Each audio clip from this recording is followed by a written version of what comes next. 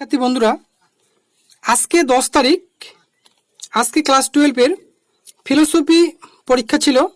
দেখে নাও প্রশ্নপত্রটি। Philosophy new syllabus 2025 একদম original বোর্ডের প্রশ্নপত্র। যে প্রশ্নপত্রটি আমি তোমাদের সামনে তুলে ধরেছি এবং আমি দেখাবো আমার সাজেশন থেকে 2025 সালে কতগুলো কমন এসেছে তোমাদের সামনে আমি তুলে ধরছি। দেখো, প্রথমে আমি বড় প্রশ্নগুলো নিয়ে আলোচনা করি। দেখো, 3 নম্বর দাগে তোমাদের যে বড় প্রশ্নগুলো লিখতে হয় 5/40, 5টা যে তোমাদের বড় প্রশ্ন লিখতে হয় 8 মার্কের, সে প্রশ্নগুলো দেখো। ম্যাজিক বন্ধু, ম্যাজিক অথবা সব প্রশ্ন কমন ছিল। দেখে নাও, 1 নম্বর দাগ, নিরপেক্ষ বচনের পদের ব্যাপ্যতা বলতে কি বোঝায়? 4 প্রকার এ, ই, আই ও নিরপেক্ষ বচনের কোন পদ ব্যাপ্য ও কোন পদ অব্যাপ্য তা উদাহরণ সহ লেখো। পদের ব্যাপ্যতা সংক্রান্ত নিয়মগুলি কি কি?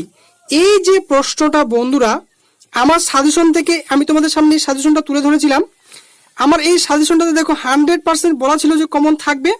প্রথম নম্বর কোশ্চিনটাই দেখো, পদের ব্যাপ্যতা বলতে কি বোঝায়?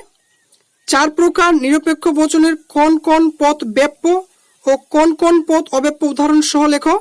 পদের ব্যাপ্যতা সংক্রান্ত সাধারণ নিয়মগুলি উল্লেখ করো। এই যে প্রশ্নটা বন্ধু 8 মার্কের জন্য আমি হুবহু বলেছিলাম যে কমন আসবেই। তোমরা দেখে নাও, এই যে বোর্ডের অরিজিনাল প্রশ্নপত্র এবং আমার সাজেশন তোমরা দুটোই দেখতে পাচ্ছ ভালো করে। এই যে 100% কমন ছিল, তোমরা দেখে নাও। আমি কি বলবো আর, আমি প্রমাণ দেখাই বন্ধুরা, আমি কিন্তু প্রমাণ দেখাই। যে দেখো, মুখে আমি কথা বলি না, আমি প্রমাণ দেখিয়ে কথা বলি। এই যে প্রমাণ দেখো তোমরা, এখানে 1 নম্বরের সাজেশন যেটা দিয়েছিলাম কোশ্চিন, তোমাদের ফাইনালে 1 নম্বরের প্রশ্নটা ছিল।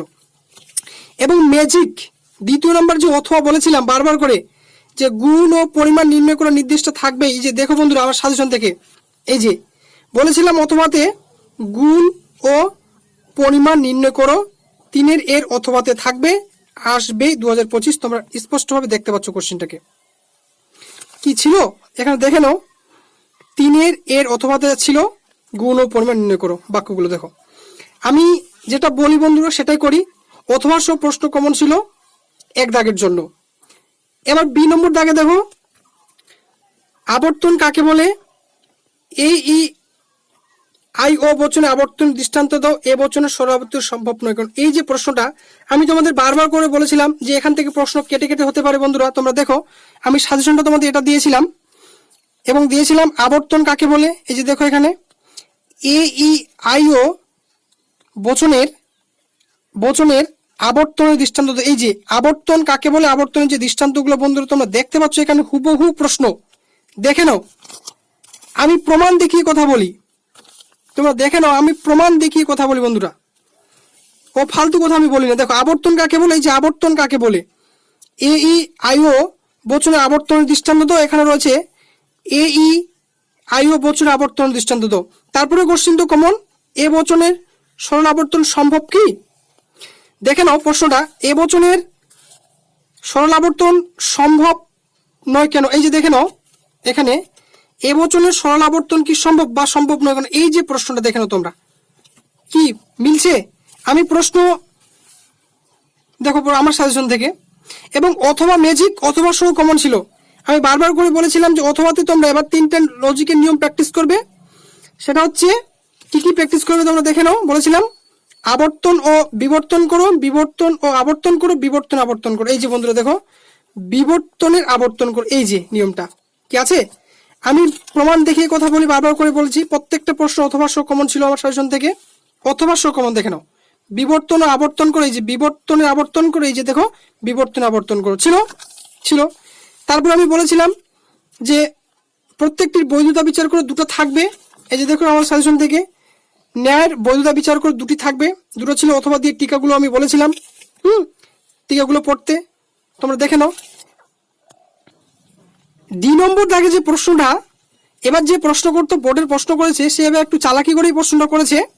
কিরকম প্রশ্ন করেছে, একটা এক্সাম্পল দিয়ে দিছে। এই এক্সাম্পলটা হচ্ছে তোমাদের অন্যয় পদ্ধতির উদাহরণ, এবং নিচে যেটা আছে তোমাদের অথবা দিয়ে সেটা হচ্ছে মিলের যুগ্ম পদ্ধতি আলোচনা করো। এই যুগ্ম পদ্ধতি মানে হচ্ছে অন্য ব্যতিরেকি পদ্ধতি, দ্বৈত পদ্ধতি, মিশ্র পদ্ধতি, এটাই হচ্ছে তোদের অন্য ব্যতিরেকি পদ্ধতি। আমি এটাও বলেছিলাম আমার সাজেশনে, তোমরা দেখে নাও।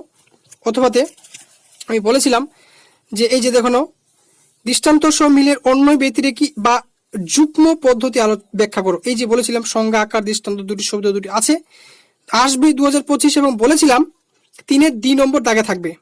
3 নম্বর দাগ, 3-এর ডি নম্বর দাগে যে দেখো নাও, এটা 3-এর ডি নম্বর দাগে তোমাদের আমি দেখাচ্ছি। এই যে দেখো, মিলের যুগ্ম পদ্ধতি আলোচনা করো। বিফলে কথা বলি না বন্ধু, আমি প্রমাণ দেখিয়ে কথা বলি। এই যে দেখো, প্রশ্নটা ভালো করে একটু দেখে নাও। এই যে বোর্ডের অরিজিনাল প্রশ্নপত্র আজকে হাতে পেয়েছি আমি। তারপরে দাগ নাম্বার দেখো, এখান থেকে আমি তোমাদের টিকা বলেছিলাম পড়ার জন্য, দুটি টিকা বলেছিলাম আসবেই। অবৈধ সামান্যীকরণ দোষ, অপর্যবেক্ষণ দোষ। আমি তোমাদের সামনে 6টা টিকা তুলে ধরেছিলাম। দেখো বন্ধুরা, কি কি টিকাগুলো? স্বকার্যকে কারণ বলে মনে করা দোষ, অবৈধ সামান্যীকরণ দোষ, যে দেখো যেটা আমাদের কমন, একদম 100% কমন এই প্রশ্নটা ছিল। তো বহু কারণবাদ, অবান্তর বা অপ্রাসঙ্গিক ঘটনাকে কারণ হিসেবে গণ্য করার জন্য মন্দ উপমা, অপর্যবেক্ষণমূলক দোষ। এই যে বন্ধুরা দেখে নাও, অপর্যবেক্ষণমূলক দোষ প্রশ্নটা কি কমন ছিল? দুটো প্রশ্ন। তাহলে আমি যে সাজেশন দিয়েছিলাম অবৈধ সামান্যীকরণ দোষ ও অপর্যবেক্ষণমূলক দোষ, যে দুটো প্রশ্ন দিয়েছি, যেগুলো প্রশ্ন আমি সাজেশন দিয়েছি তার মধ্যে থেকে দুটো প্রশ্ন অবশ্যই ছিল। দেখে নাও, এই হলো 2025-এর উচ্চ মাধ্যমিকের ফিলোসফি কোশ্চিন প্রশ্নপত্র, এবং আমার সাজেশন থেকে কত পার্সেন্ট কমন ছিল তোমাদের সামনে আমি তুলে ধরলাম। তোমরা অবশ্যই আমার এই ভিডিওটাকে অনেক শেয়ার করবে এবং অনেক বন্ধু বান্ধবদের কাছে শেয়ার করবে, তারাও যেন আমার ভিডিও দেখে উপকৃত হতে পারে যে আমার সাজেশন থেকে কত পার্সেন্ট কমন এসেছে। ঠিক আছে, থ্যাংক ইউ।